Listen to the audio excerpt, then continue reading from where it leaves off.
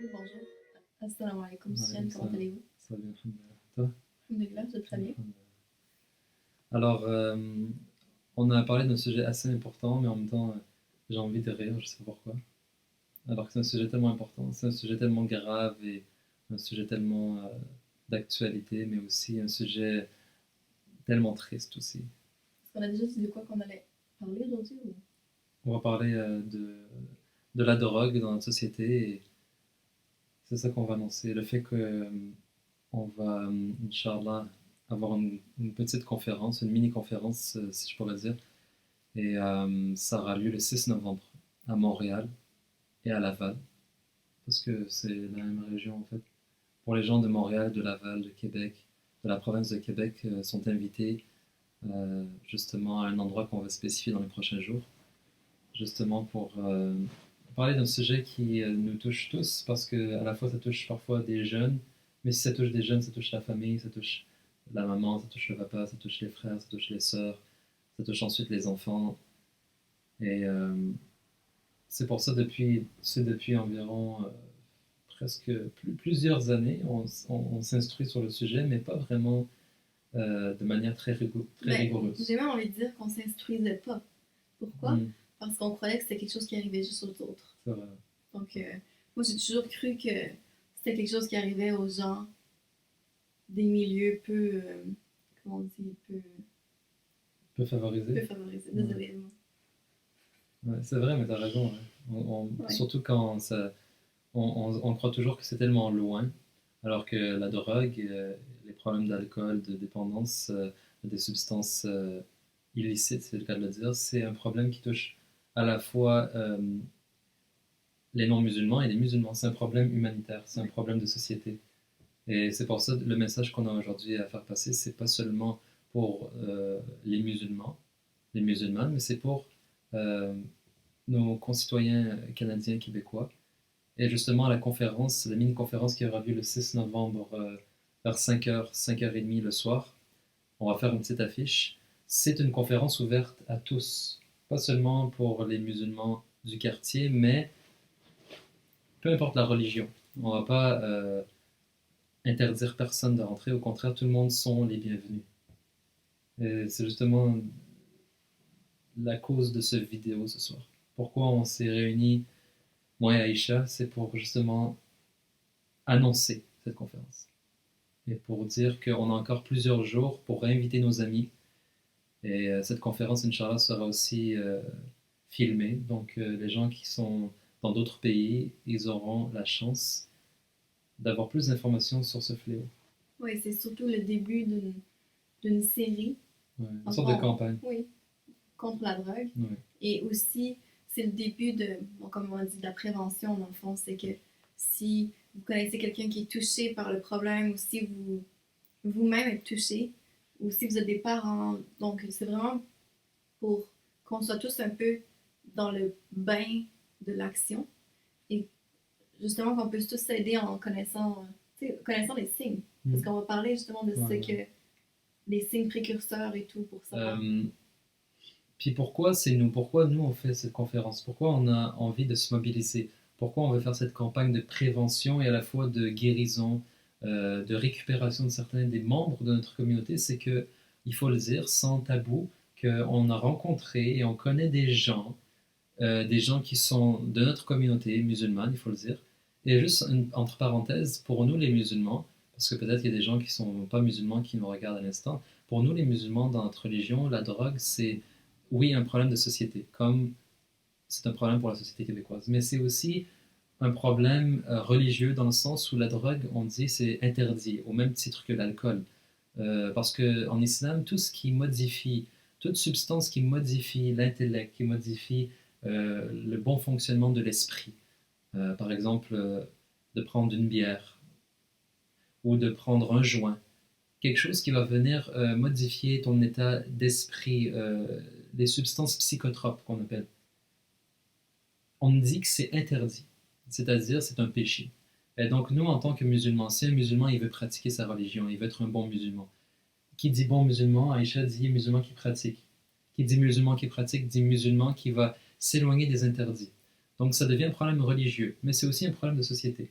Et maintenant, quand c'est venu toucher notre société, donc des jeunes qu'on connaît, qui sont musulmans, et donc, après ma barre, on dit, ah, il est musulman, donc c'est impossible qu'il fume euh, la cannabis, comme on dit. Ou c'est impossible qu'il se drogue. Alors qu'en réalité, c'est possible, oui. Parce que c'est pas tout le monde qui a, on a réalisé, c'est pas tout le monde qui a cette crainte de Dieu, dans le sens, quand il est devant, en groupe, quand il est avec sa famille, il va avoir un certain comportement, et quand il se retrouve seul avec des mauvais amis, tout d'un coup, c'est comme si...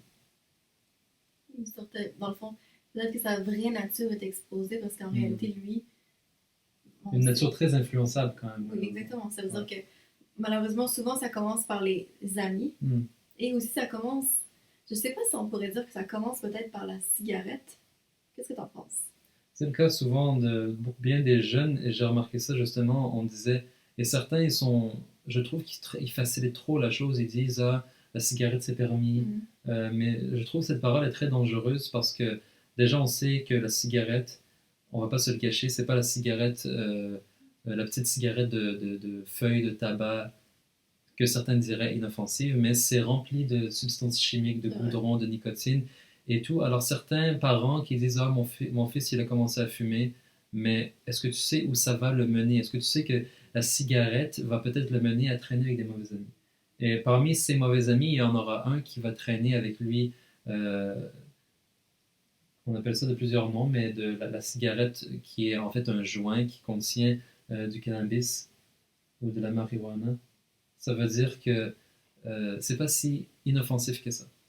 Et pourquoi ça commence par la cigarette? C'est qu'un jeune qui est habitué à faire ce mouvement constamment, il va pas traîner avec toujours les bonnes personnes. Et s'il est habitué à faire ce mouvement, il y aura un jour un de ses amis qui va lui dire, hey, tu veux essayer ça? Il va dire, c'est aussi de l'herbe. Mm. Et effectivement, c'est de l'herbe. Ce qu'ils appellent le hashish, ou le hash, ou plein de noms bizarres. C'est quoi? C'est de l'herbe. Mais c'est de l'herbe qui vient modifier ton état d'esprit, te rendre momentanément bizarre.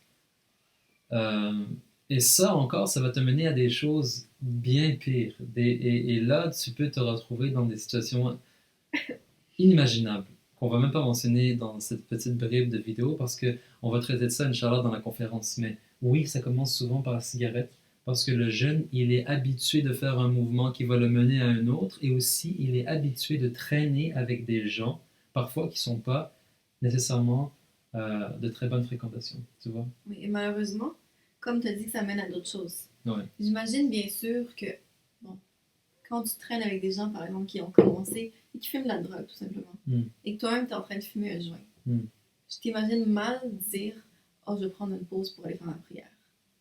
Non, ça c'est Tu sûr. vois? Mm. Alors, on s'entend que ça amène vraiment à de choses, de graves conséquences. Ouais, Donc, c'est vraiment triste parce qu'après, qu'est-ce qui te reste après si tu fais plus la prière? Éventuellement, peut-être ces gens-là, ils délaissent le jeûne. Et je sais pas moi, il y en a peut-être qui deviennent revendeurs dans les rues. On en a vu en Suisse. Ouais. Des riponniers. C'est pas Mhm. ces hommes malheureusement d'origine arabe qui Ouais. sont là, pouilleux, à la riponne en train d'essayer de vendre de la drogue. Mm. Et qui sont maigres et qui sont vraiment. Wow, tu sens que les années les ont. Les ont vraiment changé Magalé. complètement. Vraiment. Et justement, ça, c'est des gens qui, à la base, étaient peut-être comme. Des gens très intelligents. C'était des gens comme, comme vous connaissez, comme votre frère, comme votre père, comme votre grand-père. C'était des gens qui se respectent. Mais ils ne se respectent plus et ils sont devenus ce qu'au fond, ils n'auraient jamais souhaité être. Parce qu'il n'y a personne qui se lève un matin et va dire il est en santé, il a un beau teint, il mange bien, il a de bonnes relations avec sa famille. Et il se lève un jour et il dit je suis prêt à complètement vendre ma vie et mon âme, devenir une loque, perdre ma famille, perdre peut-être même ma relation avec ma femme, avec mes enfants, perdre toute chance peut-être de me marier s'il n'est pas marié, perdre la chance de faire des études, d'avoir un bon travail, juste comme ça me mettre en marge de la société pour finalement être dans un trou peut-être, en prison, ou être dans la rue à faire je ne sais quoi. et à changer complètement, devenir chétif, changer, émacié, une personne de laquelle on craint, une personne qu'on fuit.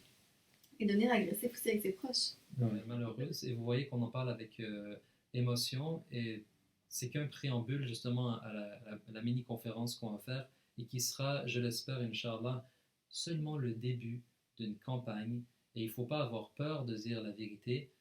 Peut-être que c'est pas ton frère qui est touché, peut-être que c'est pas ta sœur, mais cette jeune fille et ce jeune homme, en réalité, c'est ton frère et ta sœur. Parce qu'on est tous une communauté. On est la même communauté, on pratique la même religion. Et même cette personne qui n'est pas de foi musulmane, en réalité, c'est, comme on dit, c'est un membre de la société, de ma société, et donc ce qu'il va faire de mal va finalement m'influencer. Donc même les gens qui ne sont pas musulmans et qui sont dans ce problème, on veut les aider, et c'est notre responsabilité, et on est heureux de le faire, même si en réalité on est rien. Et vraiment, sincèrement, je trouve parfois le seul qui veut nous aider, c'est Dieu.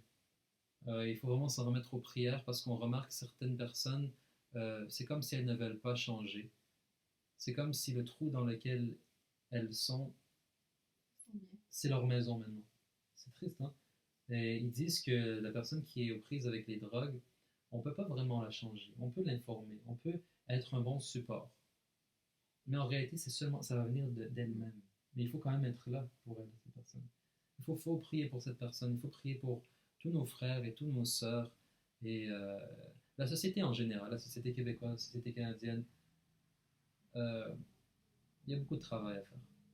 Et ça va pas être nous qui allons changer les choses. Tout simplement, si on peut être un petit grain de sable, c'est déjà très bien. C'est déjà très bien. J'ai rien à dire de plus. Autre que le 6 novembre, soyez des nôtres. Si vous voulez être présent, dites-nous-le. Confirmez votre présence et invitez les gens que vous croyez sont des gens peut-être à risque ou alors des gens qui seraient intéressés, qui peuvent changer les choses.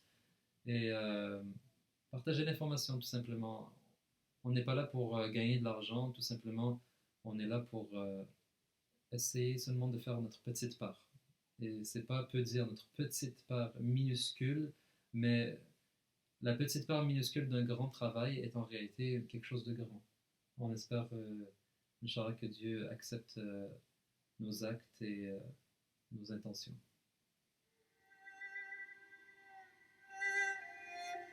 Ça marche.